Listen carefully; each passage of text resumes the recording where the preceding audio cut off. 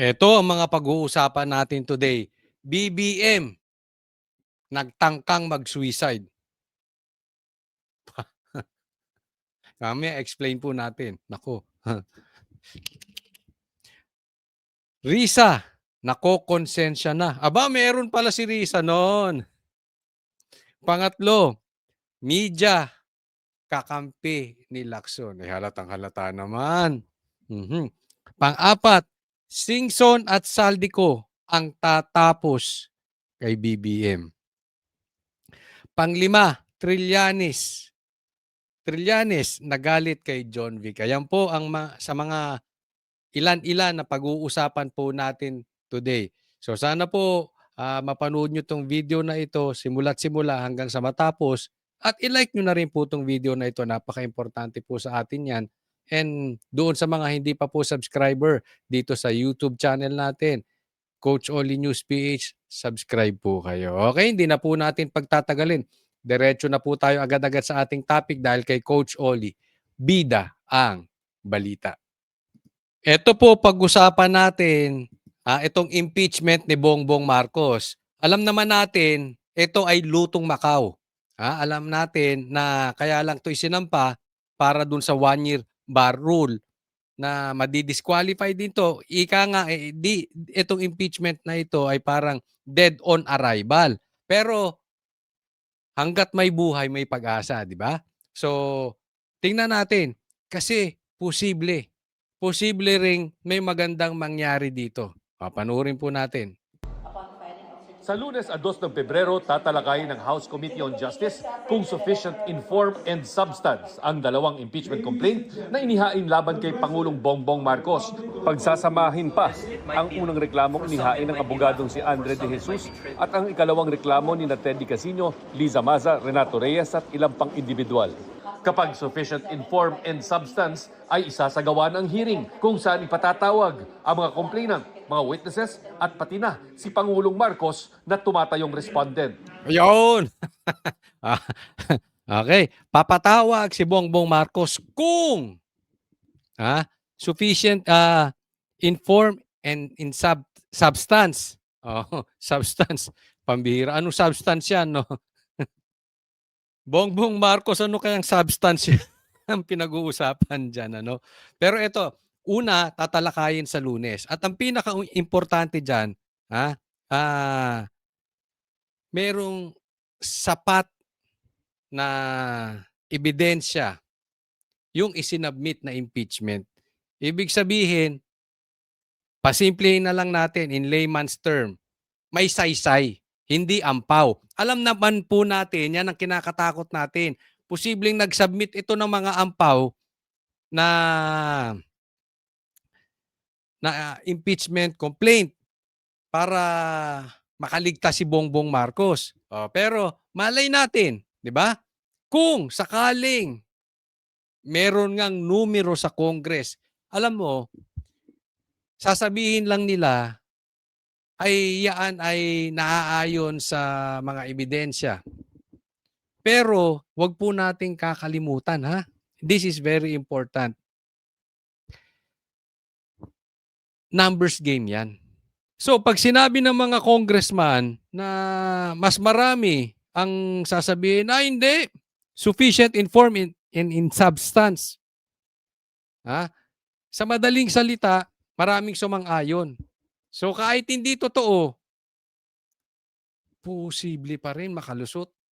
Di ba? Kahit ampaw yung sinabmit, kung talaga may numero tayo, posibleng ma-impeach si Bongbong Marcos. At ang matindi niyan, ipapatawag si Bongbong Marcos. Alam naman natin, bubulol-bulol din to. Alam naman natin, sunog na utak nito. Walang maisasagot ito. Simula, huli niya ng debate. Yung kay Cayetano, binastos ni Cayetano to kaliwat kanan Parang pinagsasampal. Diba? Binastos to. Simula noon, ayaw na ng debate nito. Alam naman natin, takot to humarap sa press. Diba? Ang tanong dyan, haharap kaya si Bongbong Marcos? Anong sa tingin ninyo? Haharap to si Bongbong Marcos kung ipapatawag? Sige, lagay nyo dyan sa comment section. Yan ay para hindi na maulit ang isa sa mga basihan ng Supreme Court decision sa pagdedeklarang unconstitutional ang impeachment complaint noon laban kay Vice President Sara Duterte na hindi nila nabigyan ng pagkakataong sumagot sa mga aligasyon. Paano kung hindi dumating yung respondent? It is actually his prerogative whether to come or not to come. Because just like any other respondent, this participation during the hearing is part of the right to due process. So you want him to come? Ha? You want Bongbong Marcos to come on you? No, kasi sabi niya, prerogative ni Bongbong Marcos to come or not to come. Oh, gusto mo ba siyang mag-come? Ano, tanong ko sa iyo, Congresswoman. Ha? Gusto mo siya mag-come? Gusto mong pumunta siya diyan? Pero alam niyo kung ako tatanungin, hindi pupunta 'yan. Wala. Duwag 'yan, pustahan. Hindi pupunta 'yan si Bongbong Marcos, duwag 'yan. Unless siguro kasama niya dito sa kaliwa si Claire nakatago sa palda, tapos hawak niya dito yung sintro ni John Vic, pupunta 'yan. Pag tinanong, okay na magsalita, di ba? Ganyan ang gagawin niyan. Pero yung siya pupunta, sa tingin ko malabo. Kahit nga nakatago sa tingin ko, kahit nakatago yan sa palda ni Claire at nakahawak sa sintro ni John Vic, mukhang malabo pa rin. Wala. Tatago talaga yan. Baka nakatago yan kay Lisa. No? So, imposible yan. Pero alam nyo, nagba-backfire to. Etong posibleng nangyari dito. Maraming nagsasabi, at ako ay naniniwala doon sa mga sabi-sabi na yan, na ito ay tanim impeachment. Para nga talagang makuha nila yung 1-year bar rule, di ba? Nag-submit ng ampaw. Pero kung sakali lumusot, parang nagtangkang mag-suicide si Bongbong Marcos diyan. Alam niyo yung tanim impeachment?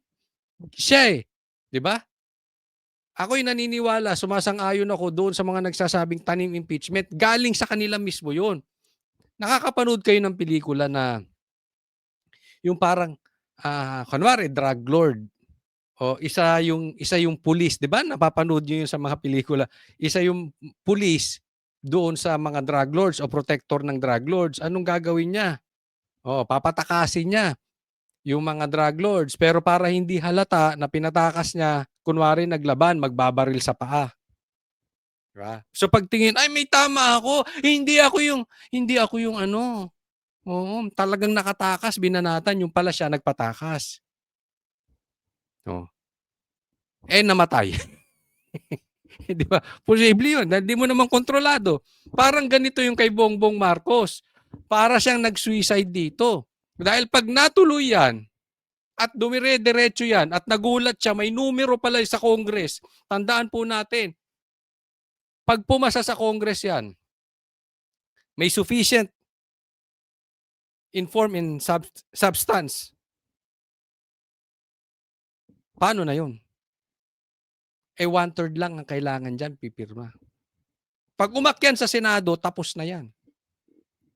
Hayahay tayo. Nawala yung salot sa mundo. Diba? Hindi natin alam. Diba?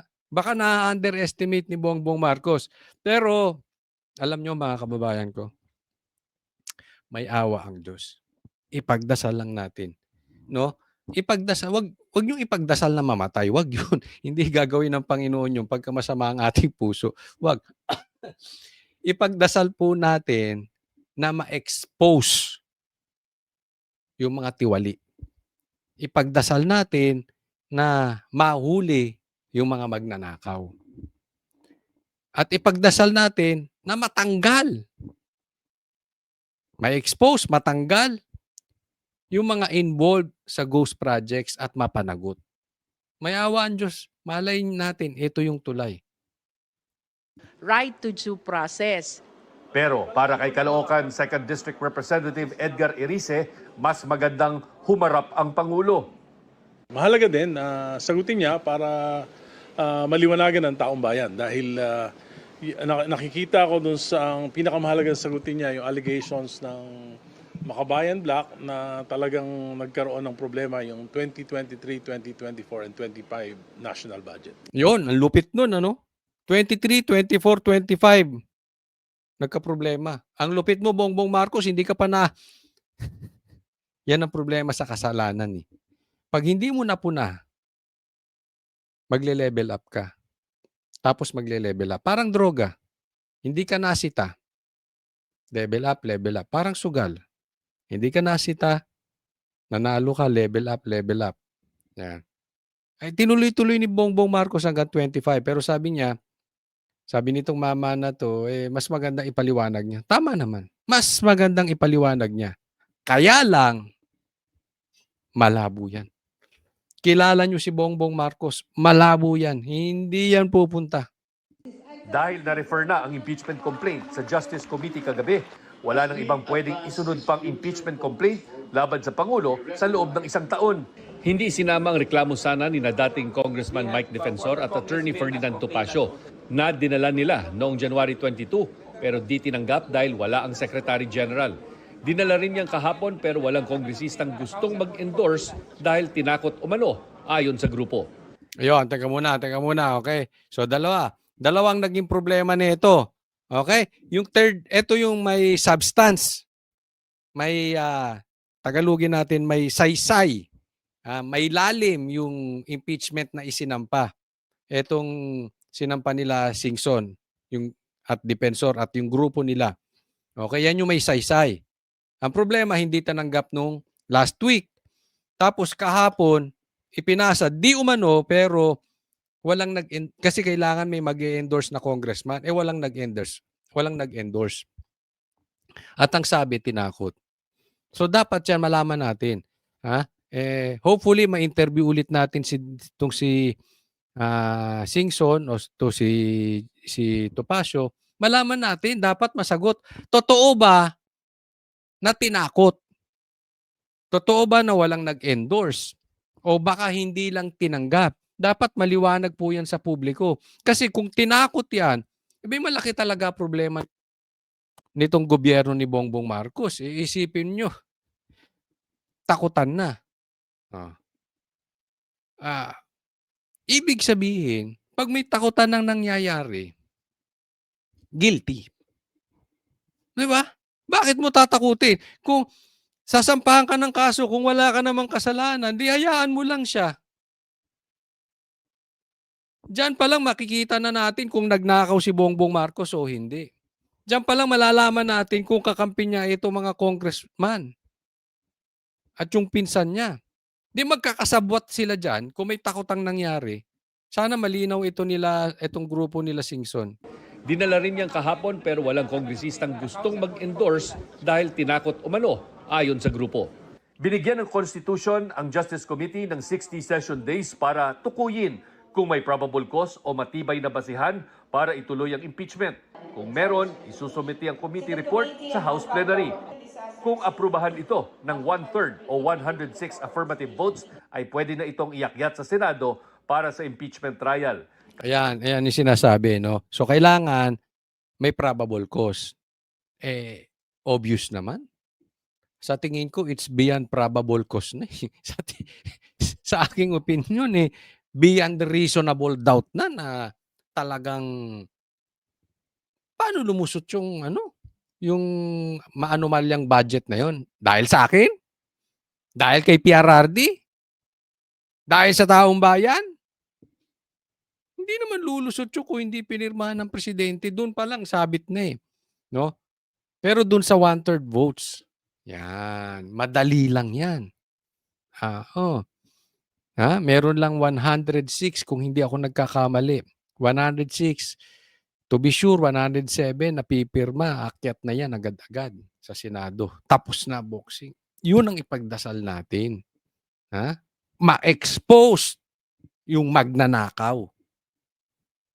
Kampante si Luistro na kayang isabay rito sakaling may maghain din ng panibagong impeachment complaint laban kay Vice President Sara Duterte.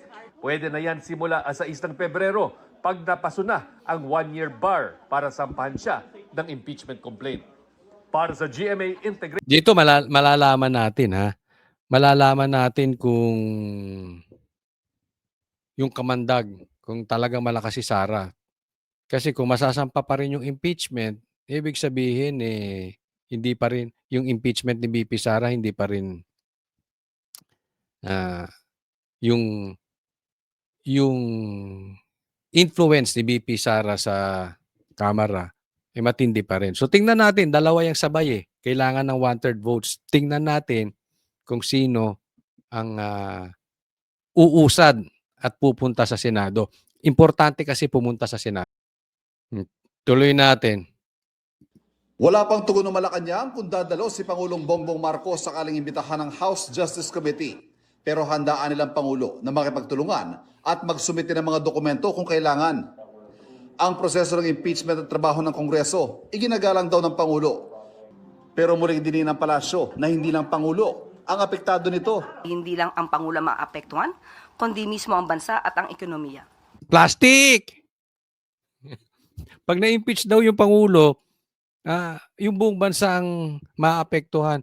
Bakit wala kayong inatupag kung hindi pamumulitika sa Duterte? 'Di ba? Kung ang concern nyo, yung hindi maapektuhan ng taong bayan, dapat yung kay Sara pa lang. Wag nga kayong sinungaling. Imposible na wala kayong kinalaman doon. To the very least, pwede nyong inawat kung sakaling wala kayong kinalaman. Hindi nyo inawat. Wala kayong ginawa. Hinayaan yung karnihin si VP Sara nung mga buhaya. Nagbulag-bulagan kayo. Hindi kayo concerned sa taong bayan. Hindi kayo concerned na maapektuhan. Alam natin, kahit impeachment ni Bongbong, kahit impeachment ni VP Sara, maapektuhan ang ekonomiya natin. Bakit nyo hinayaan last year? Plastic nyo talaga. Napaka-ipokrito yung mga animal tong mga ito. Suportado naman ng palasyo ang desisyon ni House Majority Ito, Leader isa pa tong ipokrito. Sandro Marcos na hindi lumahok sa anumang diskusyon o debate kaugnay ng impeachment laban Oo, hindi ka lalahok sa debate kasi wala kayong silbi sa debate. Wala naman yung utak ninyo. Lalahok kayo sa gapangan. Hindi kayo pupunta sa... Gagapangin nyo yung mga congressman. Bibigyan nyo ng proyekto. Yan sinabi ni Chanco, di ba? Gagawin nyo rin yan. Bakit ka sasali sa diskusyon? Anong sasabihin nito si Sandro? Anong alam nito? Wala namang alam ito. sa ama nito. Sa ngayon, limitado pa rin ang mga aktibidad ng Pangulo na pinaghihinay ng mga doktor simula ng mga ospital dahil sa diverticulitis noong Asa ka na nga pala, Bongbong Marcos? Magpakita ka. Asan ka na, nakaraang Bongbong? linggo. Hindi na siya sumama sa turnover ng vendor kiosk sa Intramuros, Maynila. Kita mo, hindi na siya nagpupunta. Pag public, hindi nagpupunta si Bongbong Marcos. Pag private meeting na walang nakakakita, sila lang pumupunta. Masakit ang puwet mo. Hindi, yan daw ang sabi di ba? Yan yung isa sa nagiging cause. Yung pagdumi. Masakit pa rin ang puwet ni Bongbong Marcos.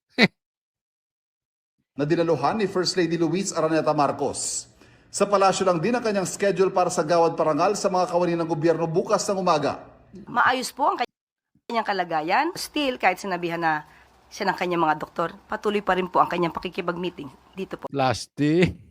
Maayos pa rin ang kalagayan. Hindi maka-attend sa labas. Doon na lang sa Malacanang. Steady na lang siya ron. Hanggang sa gumaling. Bumaba ang tama. Style nyo, bulok. Wag nyo nga kami pinagloloko. Eto mga ito. Kasi kung talagang malakas yan, ang yayabang nito. Di ba? Sigurado ako, nagyayabang ito, nagyayabang si John Vic, nagyayabang yung, kita nyo, eto, Pangulo, nakalabas. Ipapa-interview pa. Di ba? Ipagmamalaki, alam naman natin itong mga ito Di ba? Ba't hindi nila mapagyabang? Kasi mas malala pa. Sa palasyo. Para sa Plastiko. Next topic po. Eto. Yari dito si Bongbong Marcos. Binulgar na siya ni Singson. Alam nyo, magpapatumba. diyan kay Bongbong Marcos? Alam naman natin, ito si Singson talagang ang laki ng naging parte nito doon sa EDSA 2. Alam natin 'yan. At hindi lang siya, pati si Saldico. Kasi si Saldico maraming alam kay Bongbong Marcos. Binulgar siya. Eto, ibinubulgar na siya ni Singson. Tapos talaga siya. Tanggap yung final, makaka-witness ako sa mga Goose Project and mga project na yung sinabi mismo ni Presidente, mga guni-guni, mga palpak, doon pala sa Ilocos Norte nandun Wala kami makitang matino na project. Ayan. Dison, makinig kang mabuti. Sa Ilocos Norte, walang matinong project ayon kay Chavit Singson. Dison, puntahan mo. Huwag ka nang magpatumpik-tumpik pa. Huwag ka nang puro excuses. Puro ka excuses. Gawa na, punta na. Ang dami mo nang pinuntahan yung Ilocos Norte, hindi nyo papuntahan. Kasi si Saldico, ang palusot nitong mga animal na to, kailangan daw muna manumpa bago makapag-testify. Bago maging witness. Dito, yari sila dito kay Chavit. Manunumpa to kasi makakapunta ron. Hindi takot kay Bongbong Marcos. Kung makalusot man sila kay Saldico, tapos sila dito kay Singson. Simple lang naman. Ungkatin mo lang naman yung proyekto sa Ilocos Norte, tapos na Baka hindi lang si Bongbong Marcos, damay pa yung anak. Pero syempre, ang naka-impeach dito yung anak. So, imposibleng hindi alam nung tatay yung ginagawa nung anak. Kagaguhan yun. Imposibleng hindi rin alam nung pinsan yung ginagawa ng speaker. Sila dyan. Huwag nyo nga kaming pinaglololoko. Malaking, malawakang sindikato po ito. Yan ang sinasabi. Di ba? Palpak lahat and Ghost Project. Meaning Ghost Project and a substandard project. Hinakusahan din ni Singson ng ICI ng pagmamanipula umano ng testimonya ng mga resource person tulad ng government contractor na si Curly Discaya. Are you able to talk to Yes, Curly so Discaya? Discaya, may mga kilala ko, nakilala siya. So, nakausap ko rin. Kwento niya lahat yan. Kasi paano kami magte-testify, binabago ang statement namin, sabi nila. So, Ayan. Nagte-testify ang Diskaya against dito kay Bongbong Marcos. Binabago yung statement nila. Kaya nga naman, di ba, ang pinilit nilang gawing state witness nitong si Bernardo. Dahil si Bernardo hindi tinuturo yung, pasimplihin na lang natin, hindi tinuturo yung mastermind. Sino tinuturo nitong si Bernardo? Yung fall guy. Gaya ni Bong Revilla. Inggit Yung Diskaya na tinuro, itong sila Saldico, itong tinuro ito sila Tambi, papunta kila Tambi yung usapin, siya yung kinulong. Galing, di ba? Yan yung exactly sinasabi ni Libiste. Pag nagsasalita ka laban sa gobyerno, ikaw ang kinukulong. Pero pagka kuntsaba ka, laya ka. Sige, tuloy nyo lakaw. Sige lang. dapat sila ang testigo dahil sila nakakaalam mga binigyan. Manatiling nakatutok. Next po. Ito, pag-usapan natin tong bakla, di umano. Di umano, ha? Di umano. Tingnan natin. Kasi, kakampi nito media. Sangayon kayo doon. Kakampi nito media. Bakit? Walang panama si Leviste sa media na may last say umano sa mga politiko. Una na ring sinabi ng kongresista na tila nasa de facto martial law ang Pilipinas, bagay na tinutulan ng senador. Paano raw kasi mangyayari ito kung si Leviste pa mismo ang naghain ng libel complaint laban kay Palace Press Officer Claire Castro?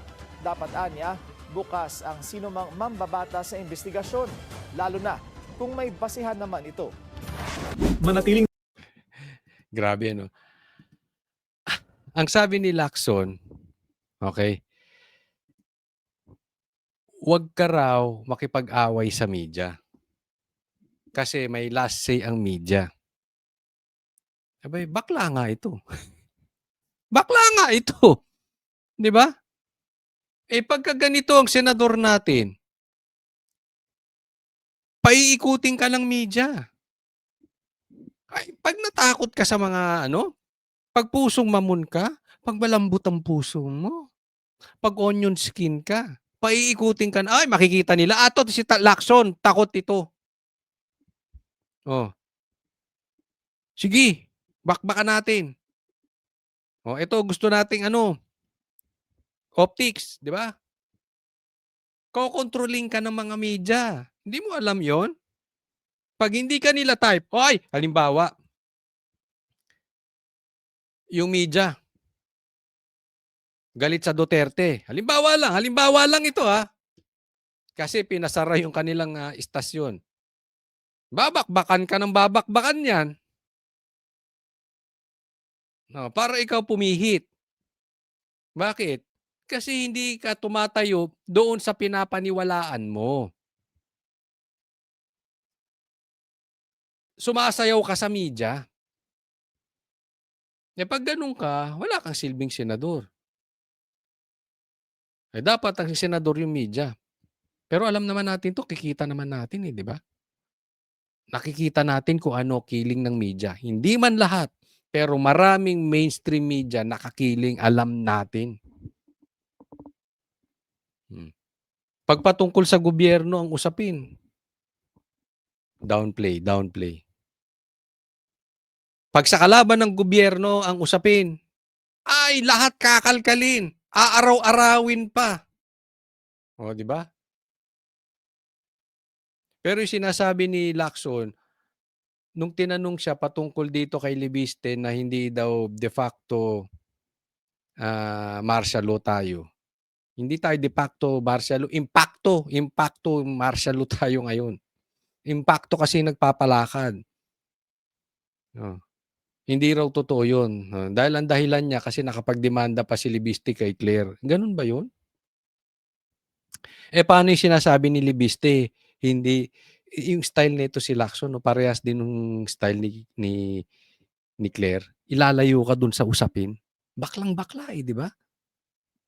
Bakit hindi mo tingnan, ano ba sinabi ni Libiste, naalala nyo? Na-discuss natin ito kahapon. Kaya daw mayroon tayong de facto martial law ay ginigipit yung mga nagsasabi at nagsasalita tungkol sa baho na ginagawa ng gobyernong ito. Sa madaling salita, pagkalaban, dinidemanda, ginigipit kung ano-ano. Pero, pagkakampi nila, bigyan ko kayo halimbawa, bakit si Tambin dami nagtatanggol? Tinuturo na siya't lahat. Hanggang ngayon, ang dami pang pumoproteksyon sa kanya, Lacson. Ang daming magnanakaw sa Congress. Bakit yung mga senador ang pinag-iinitan nyo? Inunan nyo na si Cheese. Sinunod nyo si Senator, si Revilla. Tapos isusunod nyo pa sila Villanueva, etc. Pero yung mga congressman, di ba? Yun yung ibig sabihin ni Libiste. Ikaw naman, nagpunta ka dun sa demanda kay Claire. Di ba? Malabo talaga to si Lacson. No? Next po. Eto, matindi na ito. Simula na ang bakbakan ng Risa Ontiveros versus Remulla. Trillanes versus Remulla. O, pakinggan po natin ano sinabi. Former Senator Antonio Trillanes has criticized you and said, reduce your interviews. Nako, pinahihinto. Bawasan mo raw yung pagpapa-interview, John Vic. Bakit? Ang magnanakaw galit sa kapwa magnanakaw. Anong ibig sabihin? Dapat, ang mahilig lang magpa-interview, si Trillanes. Huwag ka nang makisawsaw. Naiinggit eh. Pero eto totoo naman 'to. Itong magkapatid na ito, hindi ko alam kung kulang 'to sa pagmamahal ng magulang. Hindi ko na hindi ko naman pinakikialaman yung kanilang personal. Pero alam mo 'di ba pagka ganyan, 'pag kulang sa atensyon, 'di ba parang gano'n? Maaaring minahal sila ng magulang nila pero basta, 'di ba gano'n? Pagka kulang sa pansin, kulang sa pagmamahal. Hindi kasi hindi nung una si Boying sabi ko napaka-OA nito si Boying. SOJ mahilig magpa-interview, naging ombudsman na, ang hilig pa rin magpa-interview. 'Di ba, preskon ng preskon. Aba napahinga konti yung kapatid naman. Ibig sabihin it runs in the blood. Nasa dugo yung mahilig magpa-preskon. So, ano ba 'yan? Hindi lang 'yan nagkataon. Baka ganito talaga ito, mga ito. Baka nasa lahi. Hindi ko naman sinasabi yung buong ang kanila. Baka yung sa kanila, yung siblings, 'di ba? Oh, ba't ka raw pa-interview ng pa-interview? Ang hilig niyo sa presscon. Sabi niya, ang dami na nawawala. Si Bantag, si Leonardo, eto ngayon, si Bato de la Rosa, si Atong Ang. Ayun. Ang daming nawawala. Bakit ka puro pa-interview? Ha? Binanatan, kinakana na. Start. Alam nyo kung bakit kinakana ito? Mamaya i-explain ko. Ang daming nawawala, hindi naman nila nahanap. So I hope he's doing his job. Ayun. Binanatan. Ang daming nawawala, hindi naman nahahanap. I hope ginagawa mo ang trabaho mo. Alisin muna natin kasi baka ma-copyright tayo, nagka-copyright. Okay, explain lang natin. Etong si Trillanes, alam naman natin bata niya si Risa Ontiveros, 'di ba? Okay. So, ito si John Vic nagparamdam. Ang aga mo rin kasing nagparamdam na bukas siya para maging presidente. Si Risa bukas din para magpaka-presidente. Sino ba ang campaign manager niya?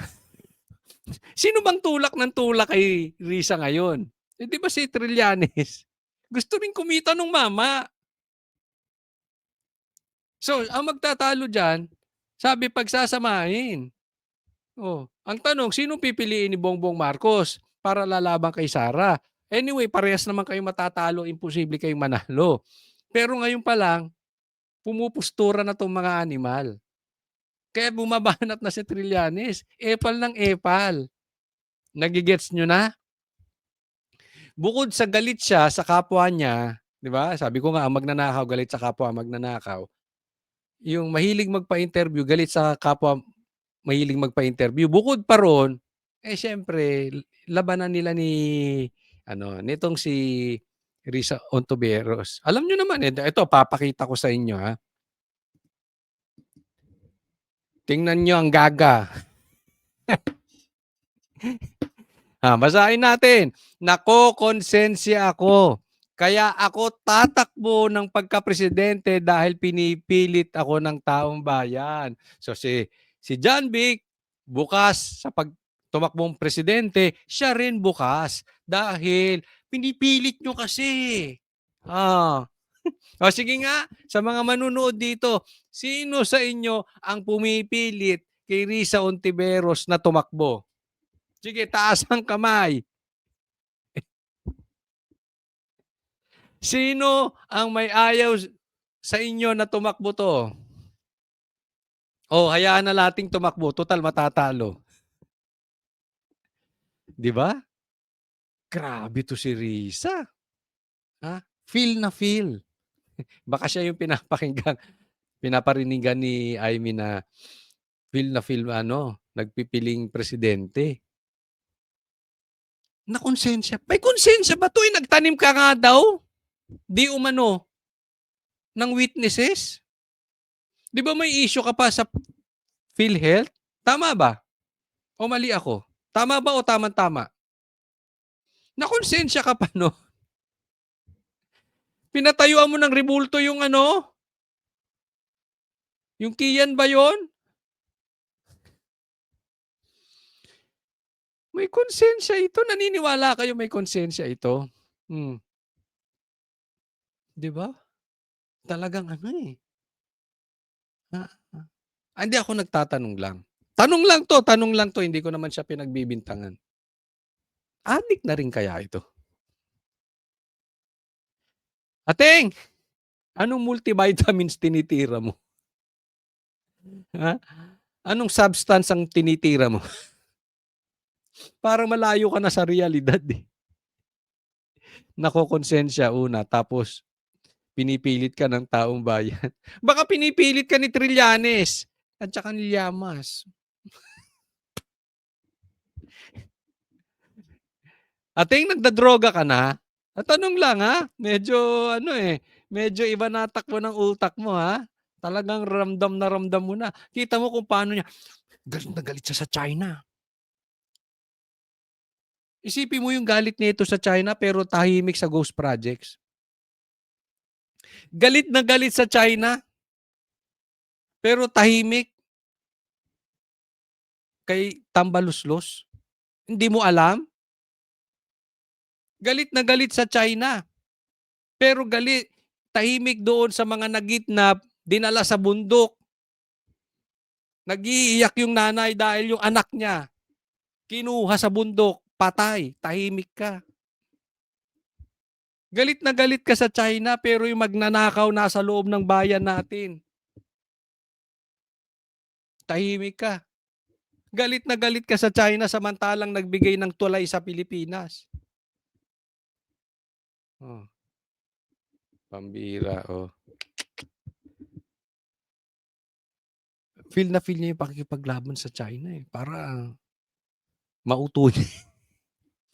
Mauto niya yung liderato. Alam mo, kala mo lumalakas ka ng ganon. Hindi, sa totoo lang ha.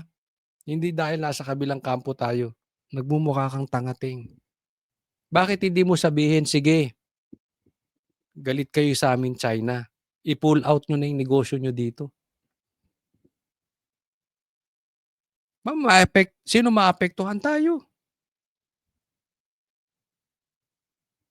Kasi yung galit nyo sa China, hindi nyo kayang labanan ng China. Yung galit nyo sa China, pang-optics nyo lang. Pang-grandstanding. Ito mga senador natin, no? Meron ka pang pinipilit ng taong bayan. Lokohin mo, lelang mong panot. Next po.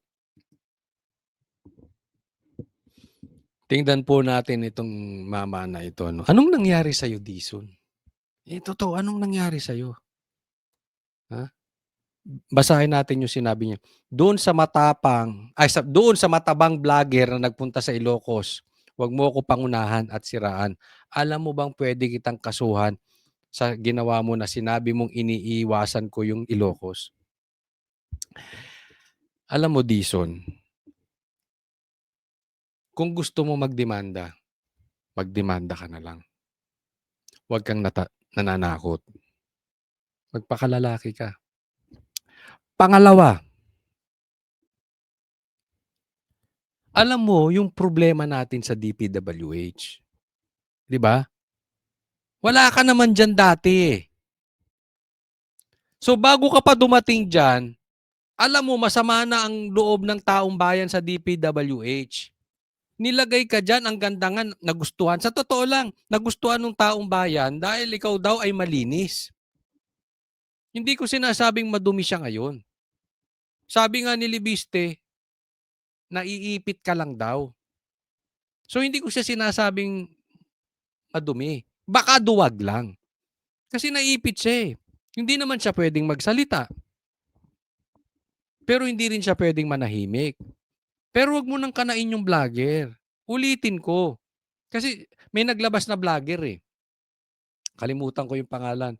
Pinapakita niya, ang daming ghost project sa Ilocos Norte. hindi mo pinupuntahan. Ulitin ko, bago ka pa dumating as DPWH Secretary, galit na ang tao sa DPWH dahil sa ginawa. Diyan nagsimula ang ghost projects.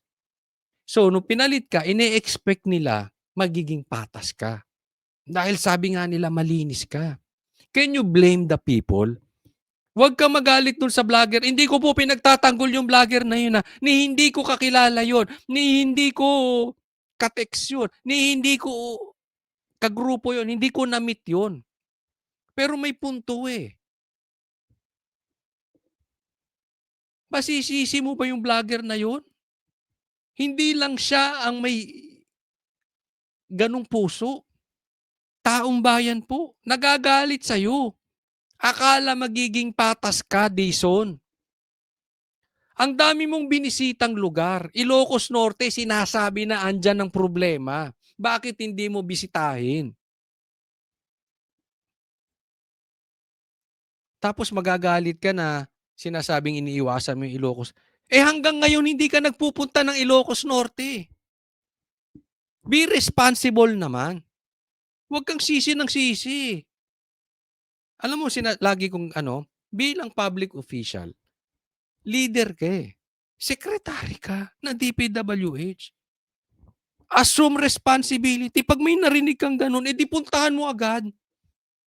Kaysa mananakot ka ng vlogger. Diba? At isipin mo, nga no. Ang dami raw ghost projects. Kahit si Singson sinasabi may ghost project sa Ilocos Norte, ba't di ko puntahan nga naman? Dapat ganun ang attitude. Oo nga, dapat puntahan ko. Ang reaction mo, nagalit ka doon sa vlogger. Ulitin ko, di ko pinagtatanggol yung vlogger, di ko kilala. Pero yung galit mo sa vlogger, parang galit mo sa taong bayan. Yan ang sinasabi ng taong bayan eh. Ba't mo iniiwasan ng Ilocos Norte? We don't need your excuses. We don't need your demanda. We need your action. Punta ka na lang. Tingnan mo, totoo ba yung sinasabi nitong matabang vlogger na ito? Tapos ang usapan. Ngayon kung peke, di saka mo i-demanda. Fair enough. Public official ka, leader ka, nauna dakdak mo eh. Hindi ikaw na vlogger. Ako na DPWH. Gusto mo rin kumita, Coach Oli ah. Hindi. Ayaw ko dyan. Naku. Hindi ako papasok dyan. Di ba? Ba't nauna dakdak mo? Hayaan mo na yung dakdak sa vlogger. Ikaw para gumawa. Yun ang hamon namin sa'yo. Puntahan mo. Kung peke sinasabi ng vlogger, i-demanda mo, i-press con mo, peke yung sinasabi ng vlogger. Pero kung tama yung sinasabi ng vlogger, habulin mo kung sino ang mastermind ng ghost project sa Ilocos Norte. Fair? Is that fair enough? Secretary Vince Dizon, pakiusap lang po. Puntahan mo na. Huwag mo nang dakdakan. Salamat po. Pag-usapan natin itong ginagawa nilang Fall Guy. Parang ginagawa nilang sacrificial lamb eh. No? Itong si Bong Revilla. Kita nyo, inaaraw-araw na siya sa media. Tapos talagang agresibo sila na ipakita sa taong bayan na patas itong gobyernong ito. Una. Pangalawa, gusto nilang ipakita sa taong bayan na sila ay ginagawa ang kanilang tungkulin. So, patas at nagtatrabaho sila. Yan po ang plano ng gobyerno.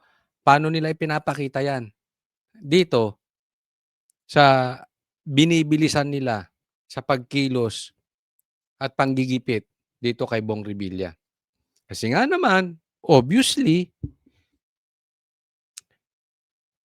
may kaso dati na as far as I know, napawalang kaso, napawalang sala naman. So, easy target siya eh. Una, artista, sikat, pamilyang artista, pamilyar pamilyang politiko and kalaban sa politika. So, easy target nga naman. Di ba? Naglabas na ng sabina ang Department of Justice laban kina Senador Jinggoy Estrada, dating Senador Bong Revilla at dating DPWH Secretary Manuel Bunoan kaugnay sa mga anomalyang flood control projects. Pinaharap sila sa February 2 at 12 sa preliminary investigation para sa magkakahiwalay na reklamong plunder. Ayon kay DOJ spokesperson Attorney Polo Martinez, hinihintay na lang nilang makumpleto ang receiving copies. Ito pinaharap si Bong Revilla ngayong next week, February 4 ata. Pero pinaharap din si Jinggoy, pinaharap din si Bunoan. Ang tanong dito, bakit kay Revilla nakakulong agad? Nakikita niyo yung difference? Hindi ako sayon na kinasuhan ang hinahabol ngayon mga senador. Hindi po ako sangayon doon. Kaya lang, medyo nagtataka rin naman ako. Bakit mabilis masyado yung aksyon samantalang meron din namang hinahabol na ibang senador? Ulitin ko, hindi ako sangayon na bakit senador ang hinahabol. Dapat ang hinahabol mga congressman. Pero among all the senators, si Bong Revilla ang pinag-initan. Diba? Doon pa lang nakakapagtaka na eh. Ba't si Bunuan? Nasa DPWH siya lusot? Hindi iniimbestigahan ng maayos? Laya? Oh. Asan ang due process? Kapwa respondent sa reklamong plunder sina Estrada at Bunoan, kasama ang dating DPWH Undersecretaries na sina Roberto Bernardo at namayapang si Catalina Cabral. Gayon din sina dating DPWH Regional Director Gerard Opulencia at dating DPWH Bulacan District Engineer Henry Alcantara. Isa pang plunder complaint ang inihain laban kina Revilla, Bernardo, Opulencia at Alcantara. Si Alcantara ang nagsabing nagbigay umano siya ng komisyon mula sa flood control projects kina Revilla at Estrada. Si Bernardo naman ang nagsabing nagbigay umano si Bunoan sa kanya noon ng listahan ng mga proyektong posibleng isingit sa national budget. Kita mo ito si Bernardo, may reklamo din dito. Di ba? May kalokohan to. Anong ginawa? Ginawa pang state witness. Party to, ito, isa to sa mastermind, di umano ha? Oh, isa ito. Ayan ang dinig ko. Oh. Isa ito sa sindikato. Kasabwat ito. Isa to sa mastermind. Tapos siya laya. Siya ang dami niyang nakuha. Nasa bilyon. Hindi ka pwede maging state witness kung ikaw ay isa doon sa mga most guilty. At ang pagkakaalam natin dito, bago ka maging state witness, dapat nasampahan muna ng kaso. At magdi-decide niyan ay ang korte kung papayagan siya maging state witness. Pangalawa, yung abogado daw neto at yung pumirma di umano dito sa warrant of arrest ni Bong Revilla magkapatid. Paki-check nyo nga, totoo ba yan? Ako'y nagtatanong lang. Kasi kung totoo yan, hindi na tayo magtataka bakit mabilis ang usad patungkol kay Bong Revilla. Bakit na-isyuhan agad ng warrant of arrest? Pero kung ganun pa man, may kutsabahan, di ba? So tanong, pakilinaw nyo nga. Ha? Bernardo, hindi ba totoo na magkapatid yung abogado? At yung pumirma ng warrant of arrest ni Bong Revilla? Hindi kung hindi totoo, di sabihin ninyo, hindi totoo yan. Pero kung totoo, dapat gumalaw ang korte, hindi pwede yung ganyan. Wala pang pahayag ang mga nabanggit pero dati nang itinanggi ni na Estrada, Revilla at Bunoan ang mga alegasyon. Si Revilla na nakakulong sa New Quezon City Jail Male Dormitory, inilipat na ngayong araw sa Tignan mo, meron pang, alam ko, bawal yun eh. Yung mugshot na ganun. Lahat naman sila tinanggi. Si Bong Revilla pinag-initan. Pambihira. Kaya alam nyo, dito to totoo ito. Kaya ayoko maging gwapo eh. Hindi. Oo. Ay kaya ayoko rin maging artista. Target ka eh. Di ba kung artista kang kalaban? Pero artista kang bida. Totoo naman eh, di ba? Wag nga tayo yung gwapo, ano yan, pagdating sa, malakas yan pagdating sa chicks, sa pansin ng tao, sa sikat. Pero pag kinainggitan naman ang gwapo, tapos ka. Ay, nako.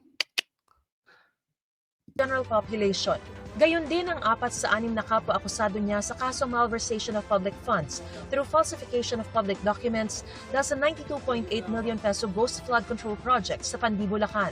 Ibig sabihin, inihalo na sila sa ibang preso. Una po, nilipat na po silang 5 yung dinala sa atin matapos ang kanilang. Ito, alam niyo yung hindi ko sinasabing totoo yung binibintang kay Bong Revilla, ha? Pero for discussion purposes, kung totoo yun, napakaliit. Pinagpapapansin nila. Parang yung confidential funds lang ni BP Sara na nalustay daw niya. Hindi ko sinasabing totoong nalustay ni BP Sara din yun. Same scenario dito kay Bong Revilla. Pero for discussion purposes, bakit pinapansin nyo yung maliit na confidential funds ni BP Sara, hindi nyo mapansin yung confidential funds ng mga sekretary na napakalaki. Hindi nyo mapansin yung mga confidential funds ni Bongbong Marcos. Dapat patas lang. Ito, pinagpapansin nyo itong binibintang kay Bong Revilla, isamantalang ang lalaki, yung mali-maleta lang, isang maleta, magkano laman ng isang maleta? Idini-deliver kay Tambi tsaka kay Pangulo? Ni hindi nyo man lang maimbestigahan? Ni hindi nga mabanggit sa Blue Ribbon. Ulitin ko, hindi naman tayo nagbibintang. Pero patas lang. Padaanin nyo sa tamang proseso. Bukod sa due process, sa tamang proseso. Huwag kayong double standard. Kasi itong ginagawa kay Bong Revilla, napanood namin kay Sara eh.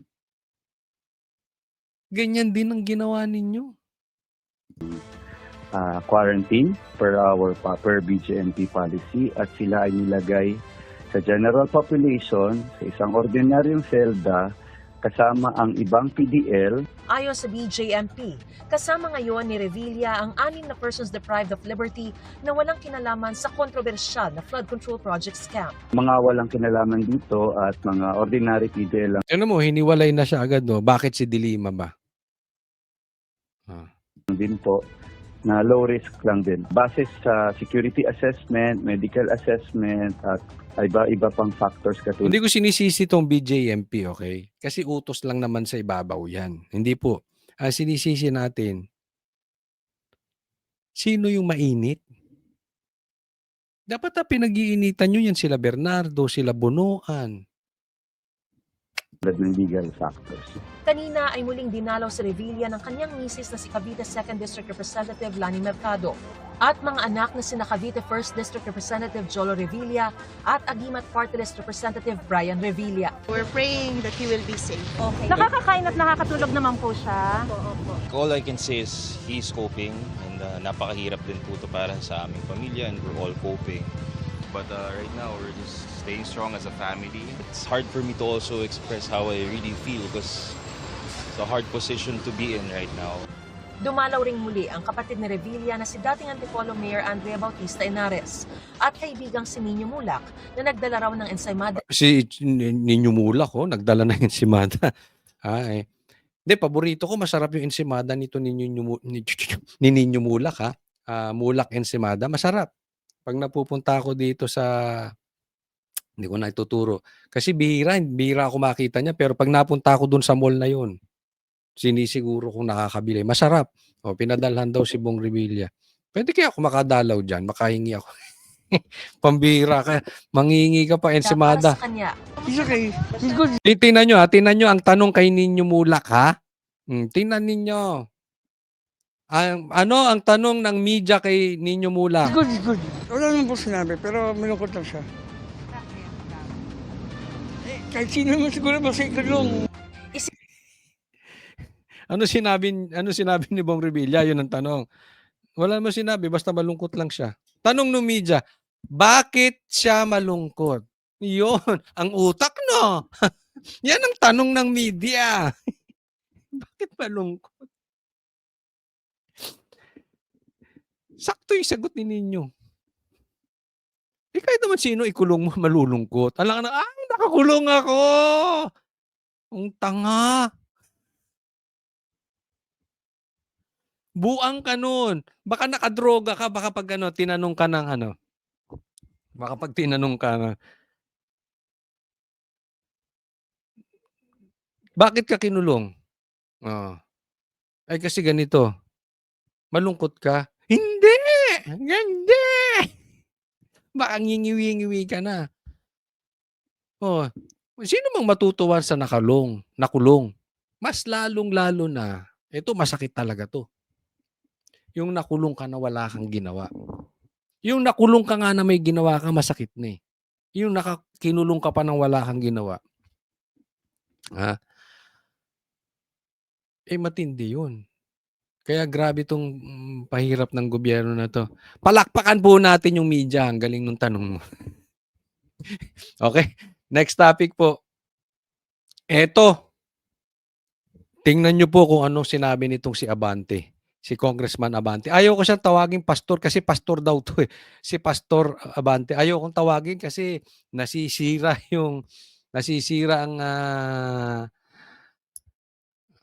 ang mga simbahan pag tatawagin mo tong pastor eh.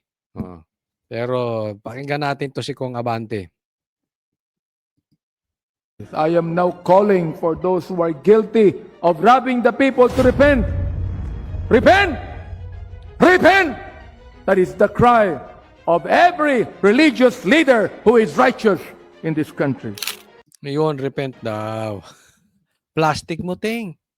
Una, sabi niya, dapat daw mag-repent yung guilty. Tama naman. Pero tahimik ka eh.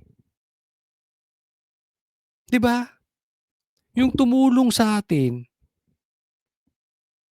na Duterte, yan pa inipit mo. Pero yung nagnakaw sa taong bayan, di umano, na House Speaker nyo dati, na si Tambaluslos, tahimik ka. Ngayon maparepent-repent ka. Mga kababayan, lumalabas na maraming kawani ng ating pamahalaan na naikipagsabuatan sa pribadong sektor ng lipunan at kanya-kanya na ang paraan ng pangungurakot. Kanya-kanya ang pamamaraan ng pangungurakot. May ginawa ka ba? Papaalala ko po sa inyo ha. Etong congressman na to, talo. Okay? Nanalo lang to because of Garcia. Talo talaga ito. Pinaupo lang. Dinisqualify yung nanalo, siya ang pinaupo. So, may utang na loob to sa gobyerno. Kaya siya nakaupo. Huwag po nating kakalimutan yan. Magpapasalamat to kay Garcia. Si Garcia, tao ng gobyerno. So, anong aasahan mo sa ganyan? You connect the dots. Nananawagan siya na managot ang magnanakaw. Pero hindi niya binabanggit si Tambaluslos at si Bongbong Marcos. Plastic mo, ting. Wala nang pakialam kung matabunan ng marami nating kababayan ng gumuhong lupa o malunod sa rumaragasang tubig baha dahil sa ghost o substandard flood control projects, magkamal lang ng limpak-limpak na salapi. So alam niya maraming namatay dahil sa ghost projects para lang kumita yung mga congressman. Ulitin ko, may ginawa ka ba? O pinoprotektahan mo pa yung mastermind? Tanong lang, talo ng abante. Mabuti po sana kung ang mabibiktima ay yung mga nangungurakot dahil sila lamang ang dapat, Mr. Speaker. First, secondly, have been blinded and continue to be blinded by the sparkle of money. The Bible remains significant because the state of human hearts at that time, it was written, mirrors our current condition, which may even be more severe given the extent and complexities of corruption we face today. The Bible warns, and I quote, "For the love of money is the root of all evil, which while some coveted after, they have erred from the faith and pierced themselves through with many sorrows." According to 1 Timothy chapter 6 and verse number 10. Yan, totoo naman yun. Yung sinasabi niya, love for the money or love of money. Wala namang masama kung ikaw ay mayaman. Hindi po ibig sabihin mayaman ka makasalanan. Pero yung mahal mo yung pera, yun ang makasalanan. Lalong-lalo na, nagkasala ka, nagnakaw ka dahil sobrang mahal mo yung pera. O, double whammy ka na nun. Alam mo pala, abante, no? Alam mo pala, abante. Anong ginagawa mo? And thirdly, tatanong ko sa'yo, hindi mo alam na involved sa nakawan sa ghost projects yung magpinsan? Hindi mo alam, abante. Ano ka? Tanga o nagtatanga-tangahan? Tanong lang. Patatawag nyo na naman kami sa Quadcom? following what to our sight seems right without regard to our duties and responsibilities before God and before our countrymen. When the Bible warns us that, and I quote, "There is a way which seemeth right unto a man, but the end thereof are the ways of death." Mga kababayan, panahon na po na magkaroon tayo ng national repentance at restitution. God is reaching out to us through His divine due process before delivering His judgment due to our iniquity. Therefore, let us heed God's call. Dami na itong alam. Ang dami mong alam. Eh, yung tropa nyo, walang ginawa. Before it is too late. Diba ang hypocrites, no? Alam mo, ang mga politiko natin, grabe. Grabing ka-ipokrito. John the Baptist referred to the political leaders of his time as the generation of vipers. In the book of Matthew 23 verse number 33. Ikaw yun. Ikaw yun. Pariseyong pariseyo. Hindi mo ba listen to what you're saying. Pariseyong pariseyo ka. Hindi ko sinasabing malinis ako, ha. Hindi po. Pero kayo nilagay sa posisyon. Kahit nga talo ka eh. Nilagay ka pa rin sa posisyon. Hindi ka naman nagsasalita. Di ba? Oh. Nakafocus pa rin kayo sa Duterte. Ayaw mo maging presidente si Sara. Oh, edi anong ginagawa mo? Nagbubulag-bulagan ka diyan sa mga mastermind. Eh ano ka? Edi pariseyo. Sa wikang Tagalog ay mga lahi ng ulupong. And urge them to demonstrate proof of their repentance. In the book of Matthew chapter 3 and verse number 8. Similarly, the Lord Jesus, in His message to the people, particularly the political leaders, consistently echoed the statement, and I quote, "I tell you nay, but except ye repent, ye shall all likewise perish. I am now calling for those who are guilty of robbing the people to repent. Pangalanan mo. Huwag kang puro calling, puro ka general statement. Pangalanan mo. Kilala mo sila, nandiyan ka sa Congress. Pangalanan mo. Kung si Chanco kayang pangalanan, ikaw ba't di mo kayang pangalanan? Tanong ko sa'yo, tanong lang ito. Pinagtatakpan mo ba si Tambaluslos? Ganun kasimple yun eh. Paripent ka ng paripent. Eh paano kung ang may sala si Tambaluslos? Bakit hindi mo tawagin si Tambaluslos mag-repent?